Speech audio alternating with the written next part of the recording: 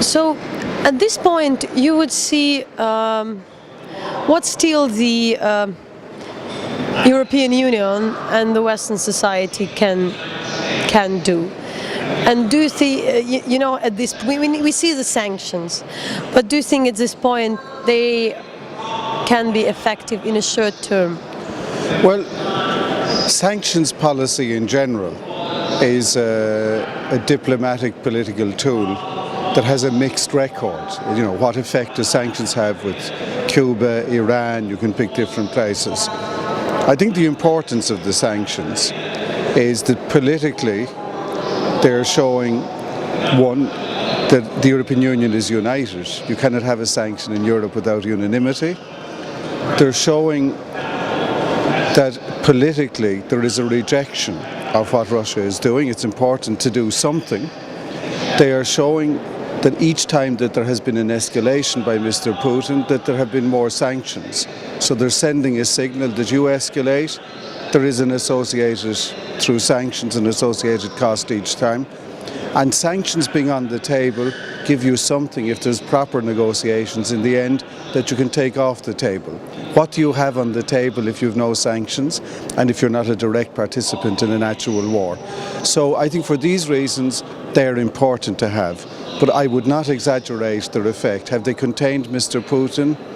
I don't know. They certainly have not stopped him from annexing Crimea. They've not stopped him from the interference we see in Donbass.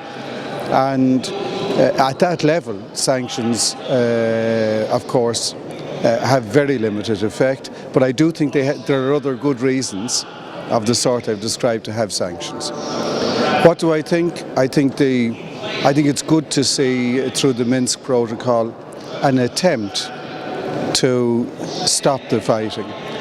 There cannot be, in the end, a military win in this situation, and the price of the fighting is devastating to do with the hundreds of thousands of displaced persons, has created a clear humanitarian problem.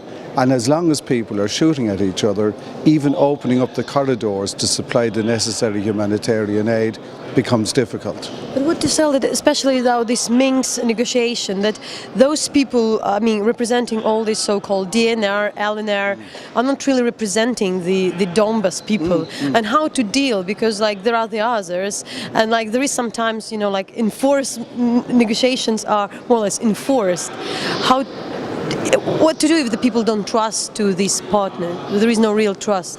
Look, the people who sit at the table from Donbass are at the table not by the force of reason, not by the force of law, but by the force of arms.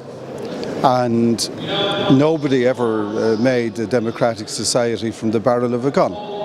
And so they are at the table only by force of arms.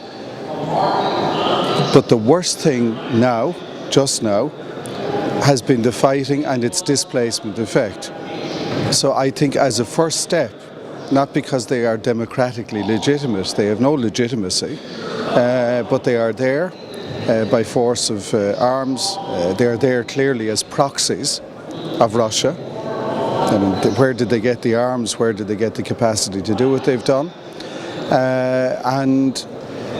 I think better to have dialogue. Mr. Churchill had a phrase, jaw is better than war. And why? Because what is the alternative?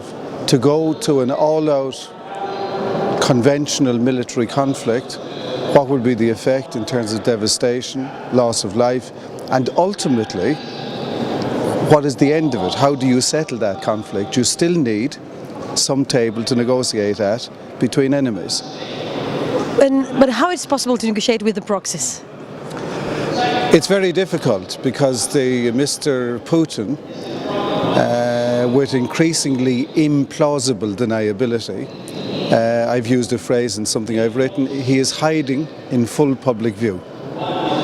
In other words, we all know what's happening, we all know who is manipulating it, but it's all done in a way through shadows, through proxies, to try to pretend or to deny fundamental responsibility. This is the real difficulty. Why is this happening? Mr. Putin has torn up the rule book of the post-Second World War order by deciding that he had a right to do with Russian ethnics in Crimea, to annex Crimea, that he has given himself the right to interfere with and breach the territorial integrity of Donbass. And there is, as you talk about negotiations, normally you negotiate within a set of principles. These principles have been torn up, so it's extremely difficult. What do you think we talk about the sanction, and in this we know that Europe now is more united in that way, probably more vacant and aware with whom it's talking, but what else at this point could be done?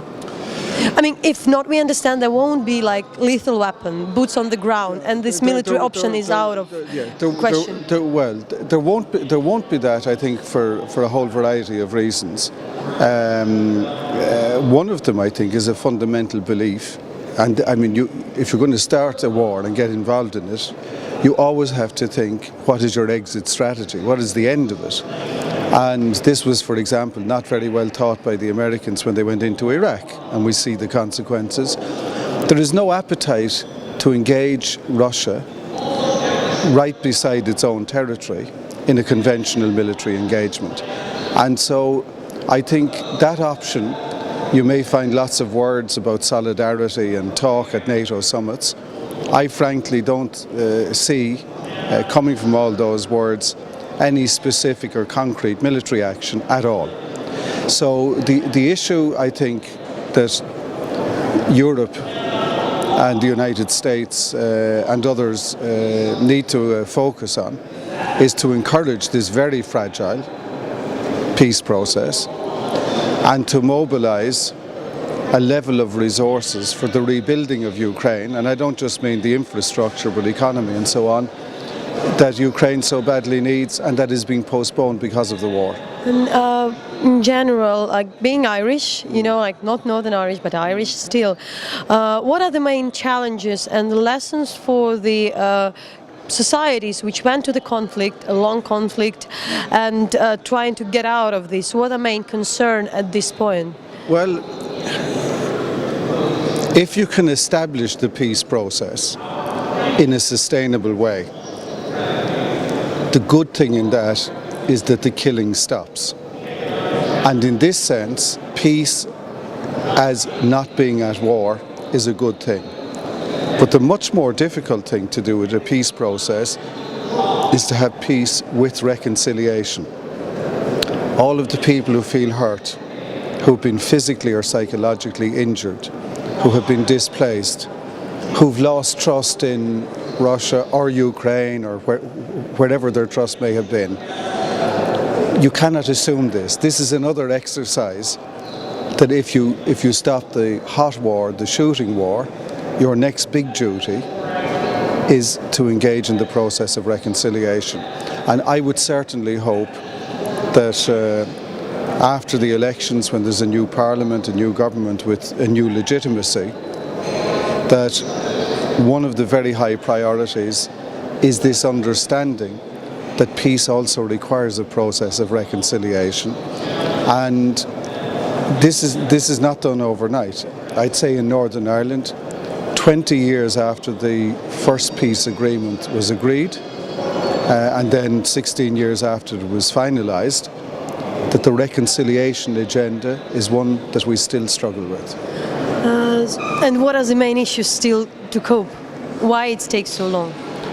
What is the hardest? Well, a lot of it is the hurt about the killings and injuries that went on, the fact that amnesties were negotiated as part of the peace process, the fact that the dead are dead forever, but the people with the amnesty are walking free, and then someone sees them in the street. All these things are very real things on the street, in the society, and they are part of a peace process, but they are things that people find difficult to reconcile to. Another thing in Northern Ireland that captures difference is symbols. They changed the police force in Northern Ireland to a new police force, and then they changed the badge on the hat of the policeman. And many of the widows of murdered policemen were profoundly upset that this was an additional killing of the memory of their dead. And so symbols are there.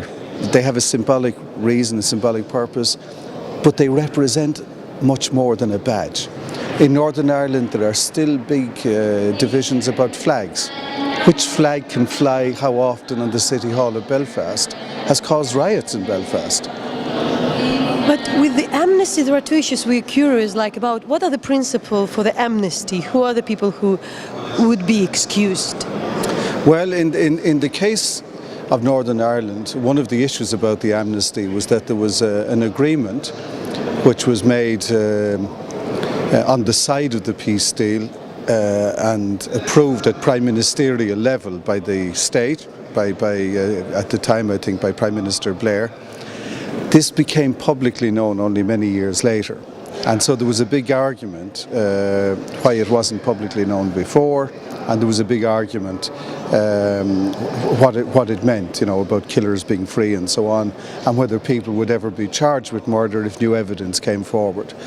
So the sensitivities around these issues, I hear the words being used today about amnesty law and so on. These are part of the toolkit of a peace process, but they leave other wounds behind. So if you were living in Slovyansk and you see someone who has just killed members of your family, now with the amnesty, living on the same street, this is where the reconciliation challenge becomes very powerful, because your family are dead and you're looking at their killer free, and the emotions around this is what I'm talking about. Not that it shouldn't happen. You have to get out of the war, you have to try to struggle to find a peace process, but the dynamics of this require very careful and sensitive management. And how about what are the main challenges of disarmament of the paramilitary? Again, if I can use the Irish analogy, this was a very big issue that the paramilitaries had to disarm, but it didn't come quickly. There were lots of arguments over it and lots of delays, but what we did was we appointed a Canadian general, General de Chastelain, and two very respected churchmen, one from the Catholic faith and one from the Protestant faith, which would have been the two religions that also separated in Northern Ireland in terms of identity. And these three, the general and the two religious, would attend decommissioning events unseen by the public, but would then give their witness and their report that we witnessed the destruction of the following kinds of weapons. And at the very end, one camera crew was permitted to come and attend the very last of these decommissionings and show photographs not of the persons but of the process. To put the weapons beyond use was the phrase, to destroy the weapons. So the method that was used in Northern Ireland was to find a team of people who were not political, who were not part of the campaign of terror, who were trusted as reliable witnesses, and who were trusted by all sides as reliable witnesses, to let them do that work. How is it possible to persuade the people with arms that they would feel secure without them? Well, and that their arms won't be needed anymore? Well, now here is exactly the whole issue about reconciliation and trust.